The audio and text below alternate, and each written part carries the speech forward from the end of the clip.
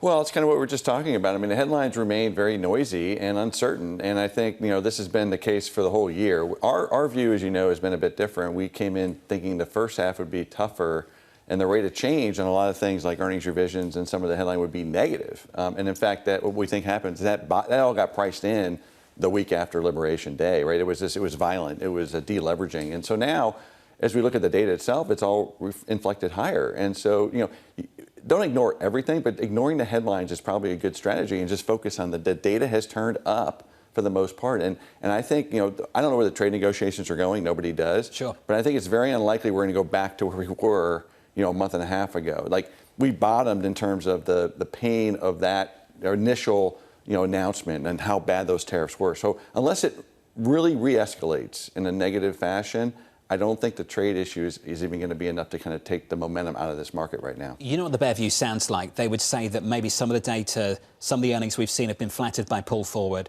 and we'll get the bill for that later this summer. Do you think we're priced for that kind of slowdown, that weakness we could see in the summer months? That's probably right, and we had that view too. There was a pull forward in Q1. Q1 ended up being better than they feared because, the numbers came down a bunch.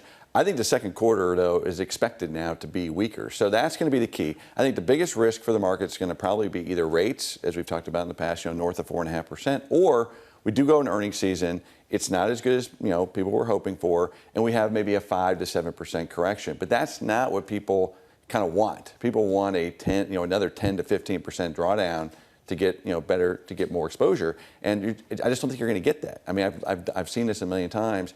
You want it, but you're just going to have a shorter trigger finger. Well, you had seen retail largely buying the dip. That's who participated when you got those ruptures in April. If we're not going to get dips like that anymore, what is the willingness of institutions to continue to put money to work right now, especially they didn't even buy the past dips we saw? Yeah, I think institutions have re-risked, but there's still more to go. The area that I think that you have to watch is the systematic strategies, the CTAs, that price momentum money. We saw almost $500 billion of deleveraging in that period of sort of early March through mid-April. And they've re-risked maybe 30–40% of that. So that's another bid that's it's not fundamentally driven. It's just price momentum. So that's going to be kind of the underlying bid. And then I think, most institutions have re-risked. But one thing I haven't talked about yet is people are still making the quality bet. And we agree with that, meaning this isn't the beginning of a new cycle. It's once again an extension of the existing cycle. And the Fed's probably going to be cutting at some point later this year, early next year, and that really behooves the large cap quality equities. Does it behoove companies specifically who can also wait out some of the tariff uncertainty? Because this had been a big part of the narrative, right? No one's making decisions. CapEx is largely stalled unless you're tech. Is there an element where, even though we don't have tariffs resolved, that you get companies who just get on with it and start to put capital to work? Yeah, they got to run a business. And that's another reason why large cap quality businesses can do this. They can mitigate some of these risks, whether it's tariffs, whether it's maybe the government cutting back on certain types of spending.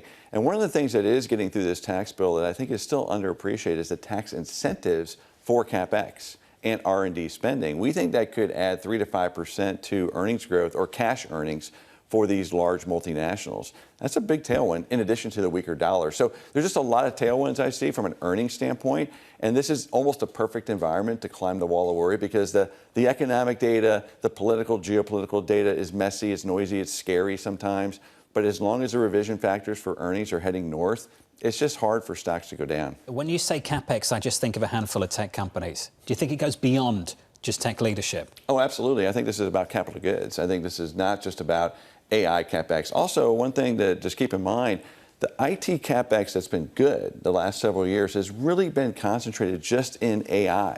Okay, the traditional kind of upgrades you see in the enterprise and in the household have not been happening because there was a giant pull forward, remember, in 2020 and 2021 for work from home. So if you actually look at the IT CapEx cycle from 22 to 24, it was kind of a soft recession. And that's another part of our thesis. We've been going through these rolling recessions.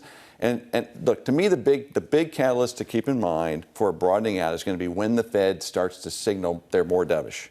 I don't know when that's going to be, but my guess is sometime in the third quarter they're going to start to signal that. And that's when you're going to get a more broadening out to the lower quality parts of the market. Does the why matter?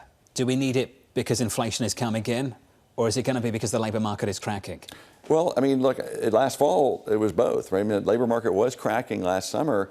as soon as they signaled they were ready to step in, the market went up anyway. So that's why, I mean, I actually think a recession, if we finally get the broad recession labor cycle, I don't think the equity markets are going anywhere near the April lows because the Fed will be able to act quickly. And we're like Pavlovian, right? And if retail is buying when the Fed wasn't even cutting, if they are cutting, there's going to be a big bid there. So look, there's always risks in the market. There's always something to be worried about. There's always things to be bearish on, and there's things to be bullish on. And that's our job. And I think this year we've navigated that pretty well, being in the right places. And I think we're going to continue to have to shift what we want to own, not so much how much you want to own. You've acknowledged the one thing that could be a headwind for equities is interest rates. You wrote about it over the weekend.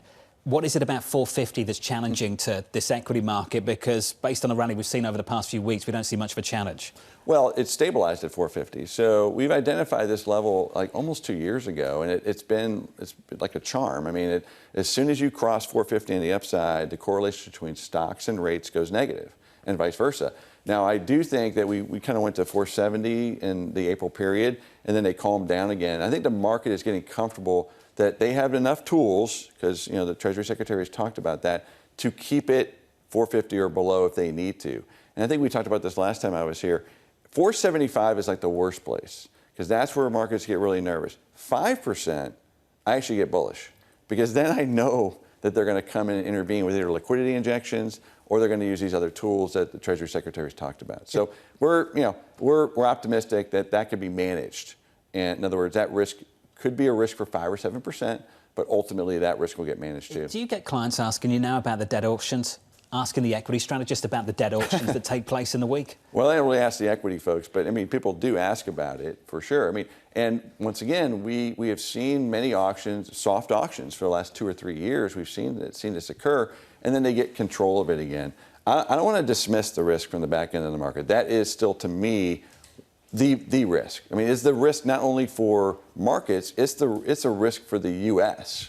Like we have too much debt, and this is a focus. And if we don't, I mean, ultimately, if we don't, cut the budget over time, and maybe the market is now giving them a lead, like, okay, we'll give you 12 months, But if we don't get serious about, budget reconciliation and actually reducing the size of the budget over time, this is an issue that's going to stay with us.